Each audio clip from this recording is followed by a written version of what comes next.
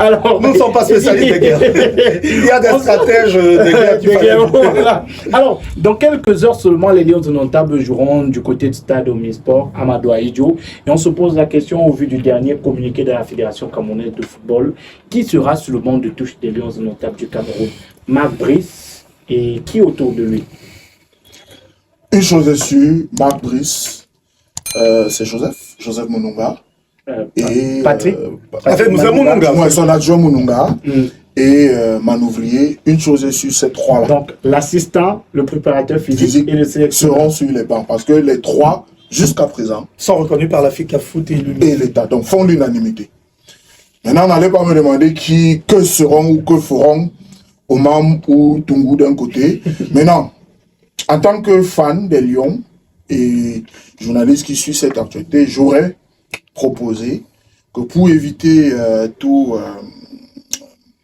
velléité ou tout désordre, que les adjoints, que ce soit d'un camp ou de l'autre, restent dans les tribunes et qu'on fasse le match. Actuellement, la FECAFOOT annonce a rappelé, parce que je crois que c'est un rappel, a rappelé à l'État du Cameroun que c'est elle qui accrédite les différents officiels. Ouais. Voilà. On sait tous que naturellement l'État n'acceptera pas, ou même la FECAFOOT n'acceptera pas que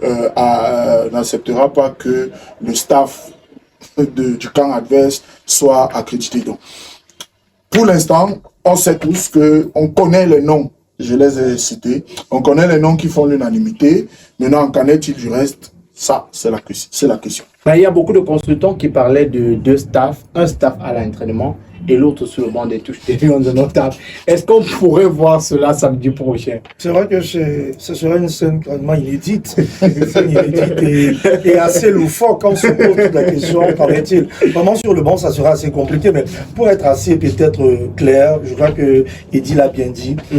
Les trois personnes qu'il a citées un peu plus haut, c'est elles qui seront sur le banc de touche des Lions indomptables. Maintenant, il y a quand même l'inconnu. Il faut toujours un entraîneur des gardiens sur le banc, parce que celui qui va échauffer, celui qui va donner les consignes aux gardiens de but. Mais au niveau de l'entraîneur des gardiens, c'est que la FECAFOOT a son entraîneur, le ministère a son entraîneur des gardiens. Pour la FECAFOOT, c'est Idriss Carlos Kamini, celui qui entraîne les gardiens depuis le début du stage, c'est Alioum Bouka. Est-ce que la fédération va laisser quand même Alioum, qui aura créé quand même certains tandem, parce que quoi qu'on dise, Camille ne peut pas venir s'improviser le jour du match alors qu'il n'a pas entraîné les gars pour leur passer des consignes. Il peut donner une consigne qui est mal appréhendée par tel ou tel parce qu'il n'a pas travaillé. Ou alors, pour éviter, parce que la FECAFOOT aussi ne peut pas accréditer Alioum qu'elle n'a pas nommé, moi je me dis, peut-être, on pourra assister, vous savez, le poste de gardien, bien qu'il soit délicat, est quand même connu, maîtrisé par les autres agents à un petit niveau. À Bouakar, après avoir fait sa séance la veille ou peut-être l'avant, on m'a échauffé, sur les gradins, sur le banc, on aura ces trois personnes-là qui pourront échauffer André Onana, mais qui joueront le rôle de l'entraîneur des gardiens pour éviter une suspension. Parce que quoi qu'on dise, la fédération, peut-être l'État ou d'aucuns semblent négliger cela. La réunion d'avant-match, c'est la FECAFOOT qui l'organise. C'est la FECAFOOT qui donne la liste de l'équipe. Et vous avez vu le communiqué du ministère des Sports qui demande à la FECAFOOT de se rapprocher de Marc Brice pour prendre la liste des personnes accréditées. C'est vrai, bon, je vous ai dit que je n'aime pas trop venir dans les regards. Je trouve aussi que cette formule n'est pas très polie, très classe de demander à la FECAFOOT d'aller vers Marc Brice, alors que c'est une institution. On n'a qu'à dire à Marc Brice d'aller... Marc Brice étant sous la coupole de la fédération. On n'a qu'à dire à Marc Brice d'aller travailler avec la FECAFOOT ou alors d'aller avec sa liste vers la fédération camerounaise de football, mais pas l'inverse. Une fédération ne se déplace pas vers un entraîneur. Je ne vais pas trop dire. Je sais aussi que ça participe peut-être à répondre aux guerres, les guerres épistolaires. Moi, pour faire simple, sur le banc, je crois que ce sera les trois proposés par Eddy, sauf si, avant le match, il y a un consensus qui est fait, ce que nous souhaite. On souhaite quand même que le Cameroun ne s'incline pas parce qu'il n'y avait pas tel ou tel sur le banc. Imaginez peut-être... Et pas un consensus de façade. Parce qu'on a l'impression que... Moi, je crois que même si on a un consensus de façade qui nous permet de remporter le match, c'est d'abord important pour le match du 8. Maintenant... Oui, mais dans ce cas, jusqu'à quand donc on aura cette mais est-ce que à la lui où vont les choses, il dit, on aura un consensus entre le ministère et la FECAFOOT parce que ça fait plusieurs mois que ça dure. Et jusque-là, on a des réunions, on a des excuses, on a des sorties, mais la situation n'évolue jamais vraiment au fond. Quand vous parlez de sorties, ça me revient, c'est une exclamation que je viens d'avancer juste pendant qu'on préparait cette sortie à Frampec où je disais « Ah ben, la FECAFOOT commence déjà à beaucoup bavarder ». Je crois qu'en ce moment, la fédération est celle qui a, je dirais, le dernier mot.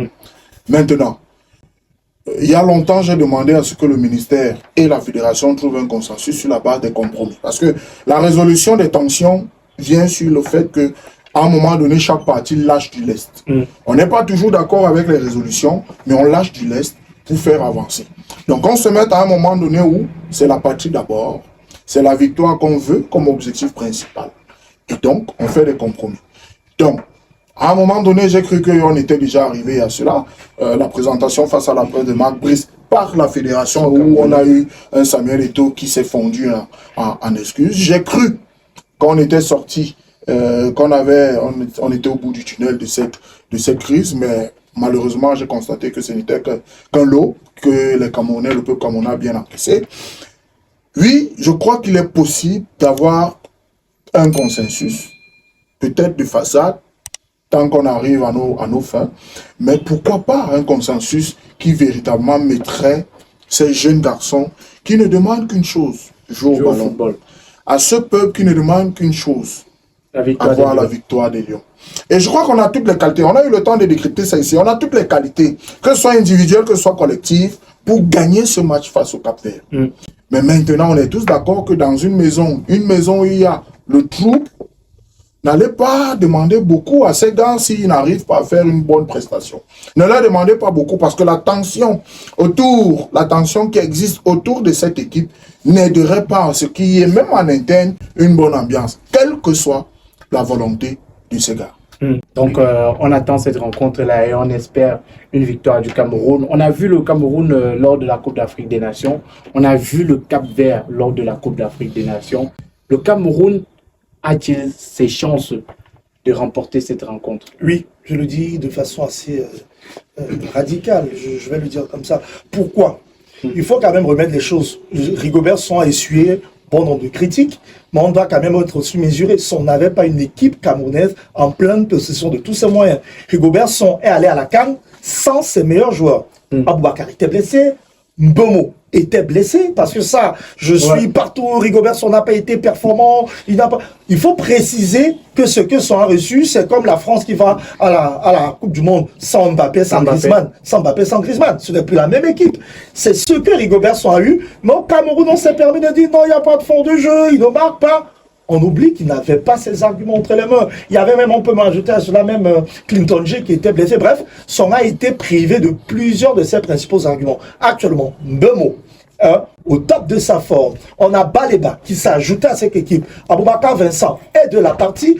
Donc, pour vous dire, on a un Cameroun plutôt gonflé à bloc avec ses meilleurs éléments et avec des atouts supplémentaires. Donc, moi, je crois que c'est vrai qu'en face, on a quand même une équipe capverdienne. Ouf! Vraiment, qui pratique du beau football. Vraiment, du football. Moi, j'ai une qui joue vers l'avant, une équipe très insouciante, très rapide. D'ailleurs, c'est comme si on a fait un casting de ce qui se faisait de mieux à la CAN pour proposer au Cameroun, le Cap-Vert et l'Angola. Parce que des équipes véloces, rapides, très... Mais, quoi qu'on dise quand même, qui manque un peu d'expérience. C'est sur cela que va travailler Marc Brice. On a Aboubakar expérimenté, on a Ngandou expérimenté, on a Zambo expérimenté. Je crois qu'on a Faye très expérimenté. Des grands matchs et des grandes compétitions. On a quand même des garçons qui ont battu le Brésil, ils sont très nombreux sur la pelouse. C'est pour dire qu'à un moment donné, avec la chaleur de fond des normes, je crois que ça pourra se faire avec le Cameroun, même si ça ne sera pas une tâche facile. J'espère que le climat qui prévoit à l'extérieur ne va pas venir pourrir le moral de nos joueurs. Et il y a ici, donc, rendez-vous pour une victoire samedi. Oui, comme Franck, je suis effectivement la foi hier. Au-delà de la foi, nous avons toutes les qualités, je le disais tantôt, toutes les qualités individuelles et techniques pour remporter ce match. Maintenant, je crois qu'on a vu de par la sortie d'un ou deux joueurs qui nous ont confié en off et même devant les médias que l'ambiance est prompte, voilà, elle est belle, est propice à un match véritablement relevé. Donc oui, on a tout pour gagner ce match, si ce n'est ces éléments extrasportifs que pour l'instant, je minimise. Alors, merci Franck. Au plaisir, vraiment merci aux internautes pour leur soutien inconditionnel, le fait de nous avoir suivis. J'espère que nous avons été à la hauteur et vraiment certainement l'union sacrée derrière les lions. Je sais, vous pouvez être Églisian, oui, Ibou, permettez-moi, c'est une expression, c'est qu'on nous suit partout dans le monde. Ibou veut dire contre la fédération ou alors contre Samuel Eto'o, et Églisian veut être pro Samuel Eto'o. Que vous soyez Églisian et Ibou, soutenons les Lions indomptables car c'est quelque chose d'assez unificateur. On souhaite la victoire parce que s'il y a défaite, ça ne fera ni les affaires d'Eto'o ni les affaires. Parce que la FECAFOOT a besoin d'une qualif. La qualif pour la Coupe du Monde, depuis que le nombre a augmenté, il faut le dire, c'est une bagatelle déjà de 8 milliards. Imaginez, non-qualification, ça sera un gros manque à gagner pour la fédération d'Eto'o. Donc, nous serons tous unis derrière les Lions. Énergie positive, et nous, on reviendra certainement ici jubiler la qualif et parler du match face à l'Angola. Merci, Edia, ici. Oh, c'est un plaisir. Il faut dire qu'il a parlé de Ibou Églisian lorsqu'il y a bu.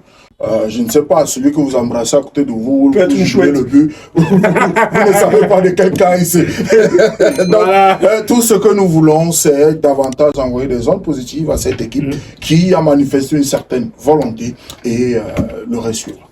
Merci à tous d'avoir regardé le contenu. N'hésitez surtout pas à réagir en commentaire pour donner vos propres avis sur les différents sujets que nous avons évoqués dans cette émission. On se donne rendez-vous très bientôt avec d'autres sujets d'actualité.